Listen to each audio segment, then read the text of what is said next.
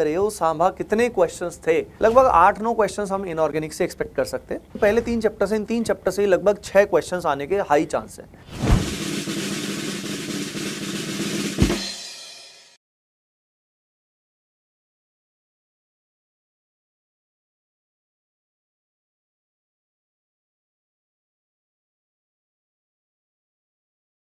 Late us start our session with inorganic chemistry.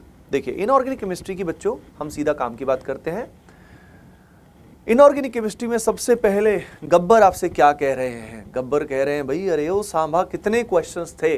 तो आइए देखते हैं भाई कितने क्वेश्चंस थे। ये आइकॉनिक सीन लिया गया है यहाँ पे। इसमें अगर आप देखते हैं तो बच्चों यहाँ पे ये जो पर्टिकुलर चैप्टर्स हैं अप्रॉक्सीमेटली इनऑर्गेनिक में, देखिए केमिकल बॉन्डिंग को एनटीए के सिलेबस के हिसाब से तो फिजिकल केमिस्ट्री में, लेकिन हम इसको इनऑर्गेनिक में कंसीडर कर रहे हैं। तो टोटल अगर हम क्वेश्चंस देखें तो 2, 2, 4, 2, 6, 7, 8, 9, लगभग 8-9 क्वेश्चंस हम इनऑर्गेनिक से एक्सपेक्ट कर सकते हैं। ठीक है, 10 आने के चांसेस कम है। तो ये 8-9 क्वेश्चंस में अगर आप देखते हो तो इससे आप प्रायोरिटाइज कर सकते हो बहुत ही अच्छे से। Periodic property, chemical bonding, coordination, आप देख सकते हो ये जो पहले 3 चैप्टर्स हैं, इन 3 चैप्टर से लगभग 6 क्वेश्चंस आने के हाई चांस है। आप खुद सोचिए, मतलब 5 तो कम से कम आएंगे, लेकिन 6 क्वेश्चंस भी आ सकते हैं। तो 5 से 6 क्वेश्चंस इन 3 चैप्टर से हो जाएंगे। यानी इनऑर्गेनिक में ये 3 चैप्टर्स आपका गेम चेंज कर सकते हैं। सिर्फ 3 चैप्टर्स कर लिए तो भी काम हो गया। अब इन 3 चैप्टर्स के अलावा अगर हम बात करें तो डी एंड एफ ब्लॉक भी है हमारे पास।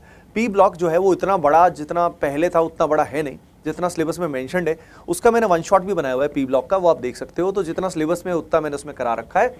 सॉल्ट एनालिसिस से भी हो सकता है एक क्वेश्चन आए या ना आए, राइट।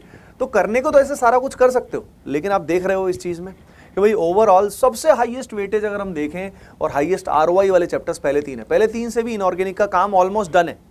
बात समझ में आ रही है क्या? पी ब्लॉक के लिए वन शॉट कर लेना, जो मेरा वन शॉट है, और साथ में उसके साथ आप एनसीईआरटी कर लेना, मतलब और प्रीवियस ईयर क्वेश्चंस कुछ कर सकते हो। That would be more than enough. Okay बच्चों, एंड तो ये वेटेज का आइडिया आपको इससे लग गया होगा। अब बात ये है कि भाई यहाँ पे हमारे जो पंकज त्रिपाठी जी हैं ये क्या बोल रहे हैं। तो भाई कम मार्क्स के हैं ये इंपॉर्टेंट नहीं है, ये टॉपिक्स एग्जाम में आएंगे ये इंपॉर्टेंट है। तो कौन कौन एग्जाम में आएंगे, क्या क्या आएंगे, आइए देखते हैं। अब ये जो हॉट टॉपिक्स हैं पीरियोडिक प्रॉपर्टीज़ के, वो यहाँ पे मेंशन किए गए हैं ऑलरेडी। जैसे कि यहाँ पे दिया हुआ है nature of oxides, ionic radii का कंपैरिजन, आप चेक भी कर लेना। जिनने पीवाईक्यू सॉल्व किए उनको ये पता भी है कि ये जो पर्टिकुलर पैटर्न है इसी से आजकल क्वेश्चन आ रहे हैं। तो ये जो क्रक्स है, ये जो रिसर्च है हमने किया हुआ है 2023 के पेपर्स का, 2022 के पेपर्स का, उसके बेसिस पे ऑक्साइड एसिडिक है या बेसिक है, या एसिडिक स्ट्रेंथ का ऑर्डर क्या रहेगा, न्यूट्रल है, ऑक्साइड्स पे आ जाता है, रेडियाई के ऑर्डर पे आ जाता है, आयनाइजेशन एंथैल्पी पे आ जाता है, मेटालिक कैरेक्टर पे आ जाता है, इलेक्ट्रॉन गेन एंथैल्पी पे आ जाता है, और पीरियोडिक टेबल के अंदर उसका इलेक्ट्रॉनिक कॉन्फ़िगरेशन क्या रहेगा, पोजीशन क्या रहेगी। यही सब टॉपिक से क्वेश्चन आते हैं। आप एक एक करके इनको सबको करते रहना, सबको, ये सबको ढंग से कर लेना। इसके अलावा इससे बाहर आने के चांसेस बहुत ही कम है। तो ये, लेकिन ये मस्ट है, मतलब ये आपको ज़रूर करना है। मेजॉरिटी क्वेश्चन इन्हीं सब से आते हैं। केमिकल बॉन्डिंग की बात करें तो केमिकल बॉन्डिंग में मेनली जो क्वेश्चंस आते हैं बच्चों, वो इन 2 पार्ट से आते हैं। मेनली मॉलिक्यूलर ऑर्बिटल थ्योरी जो होती है उसमें अपने को इलेक्ट्रॉनिक कॉन्फ़िगरेशन लिखना आना चाहिए, और इलेक्ट्रॉनिक कॉन्फ़िगरेशन लिखने के अलावा हमें ये पता होना चाहिए कि इसके बेसिस पे बॉन्ड ऑर्डर कैसे निकालते हैं, बॉन्ड लेंथ का कंपैरिजन कैसे करते हैं, पैरामैग्नेटिक डायमैग्नेटिक कैसे देखते हैं। एक पैरामैग्नेटिक और डायमैग्नेटिक का ट्रिक भी मैंने वीडियो अपलोड किया हुआ है यूट्यूब पे, उसको आप देख सकते हो, जिससे आप किसी भी कंपाउंड के अंदर, किसी भी मॉलिक्यूल के अंदर डायरेक्टली बता सकते हो एमओटी का बिना यूज़ किए कि पैरामैग्नेटिक है, डायमैग्नेटिक है। तो उस ट्रिक को आप देख लीजिएगा। अगला क्वेश्चन जो पॉसिबल है, स्ट्रक्चर, शेप एंड हाइब्रिडाइजेशन से बहुत हाई चांस है कि भाई लोन पेयर कितने हैं, बॉन्ड पेयर कितने हैं, शेप कैसी है, हाइब्रिडाइजेशन क्या है, राइट, सीसॉ शेप है या टेट्राहेड्रल है या पेंटागोनल बाइपिरामिडल क्या है। उसके अलावा इनसे कभी कभी क्वेश्चन आ जाता है, इनसे कभी कभी क्वेश्चन आ जाता है, जैसे कि डाइपोल मोमेंट का कंपैरिजन, खासतौर पे ऑर्गेनिक कंपाउंड्स को उसमें मिक्स करते हैं। अलॉन्ग विद दैट फजान्स रूल जो होता है, फजान्स रूल और उसका एप्लीकेशन, मेनली उसका एप्लीकेशन जो है उससे क्वेश्चन आ जाते हैं, राइट। तो आपने देखा कि ये मेन क्रक्स है केमिकल बॉन्डिंग का, this is the main juice. ठीक है बच्चों, तो ये 4 मेन इंपॉर्टेंट गेम है इसमें। अब उसके बाद अगर हम बात करें कोऑर्डिनेशन केमिस्ट्री, अरे भाई कोऑर्डिनेशन केमिस्ट्री में पता है कभी कभी 3 क्वेश्चन भी आ जाते हैं, लेकिन 2 तो आने तय हैं। अब यहाँ पे जो क्वेश्चन आता है, वो सबसे कॉमन जो क्वेश्चन आता है बच्चों, वो आता है हाइब्रिडाइजेशन और मैग्नेटिक बिहेवियर से, कि पैरामैग्नेटिक है, डायमैग्नेटिक है, कॉम्प्लेक्स है कैसा, राइट, और उसकी शेप कैसी है, इससे रिलेटेड क्वेश्चन आने के चांस होते हैं।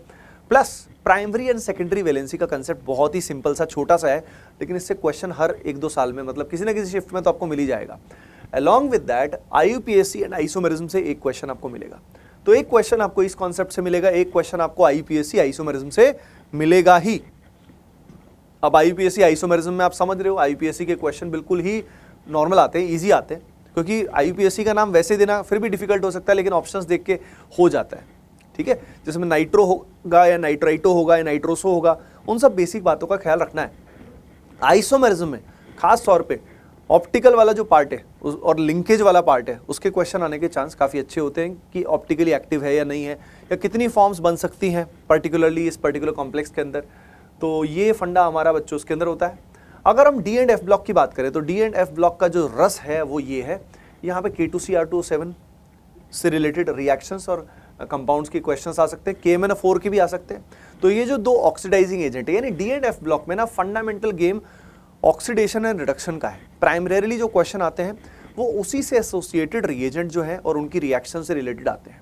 तो D and F block primarily deals with this only. उसके अलावा जनरल ट्रेंड्स जो होते हैं, कलर्स और ऑक्सीडेशन स्टेट, वो अपने को एनसीईआरटी से पढ़ लेना है। तो D and F block NCERT like मतलब प्योर गोल्ड है।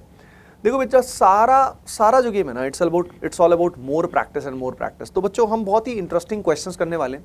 जो ब्रह्मास्त्र सीरीज आ रही है, आप सभी को पता है, कल से सेशंस आपको आने शुरू हो जाएंगे। तो भाई सभी ने कमेंट सेक्शन में अभी तक ब्रह्मास्त्र नहीं लिखा है तो जरूर ब्रह्मास्त्र लिखें और सेशन को लाइक कर दें। अगर आपने अभी तक लाइक नहीं किया बच्चों तो फुल जोश में लाइक कर दीजिए। तो ब्रह्मास्त्र सीरीज में अपन क्वेश्चंस करेंगे बिल्कुल बढ़िया, जिससे बिल्कुल similar question you can expect in the JEE main first attempt only. अब यहाँ पे पी ब्लॉक के अंदर अगर हम बात करें तो देखो, हमें जनरल ट्रेंड्स करना है। इनर्ट पेयर इफेक्ट खासतौर पे इसके एप्लीकेशन से क्वेश्चन आ जाता है, और ये चीज़ तो नॉर्मली पीरियोडिक प्रॉपर्टीज़ में भी सिखा दी जाती है बहुत बार, inert pair effect. Along with that structures of oxy acids as such तो लिखा नहीं गया है, बट मुझे लगता है पी ब्लॉक में ये पार्ट और कर लेना चाहिए, क्योंकि ऑक्सी एसिड्स हो गए या ऑक्साइड्स हो गए, जैसे कि P4O10 हो गया, या ऑक्सी एसिड नाइट्रोजन के होते हैं, सल्फर के होते हैं, तो उनके स्ट्रक्चर्स बना लेना हमें आना चाहिए। क्योंकि हो सकता है वो केमिकल बॉन्डिंग से लिंक करके सवाल आ गया कि नहीं भाई हमने तो केमिकल बॉन्डिंग का पूछा था, मान लो आपके सामने मार्शल्स एसिड दे दे, कैरोज एसिड दे दे।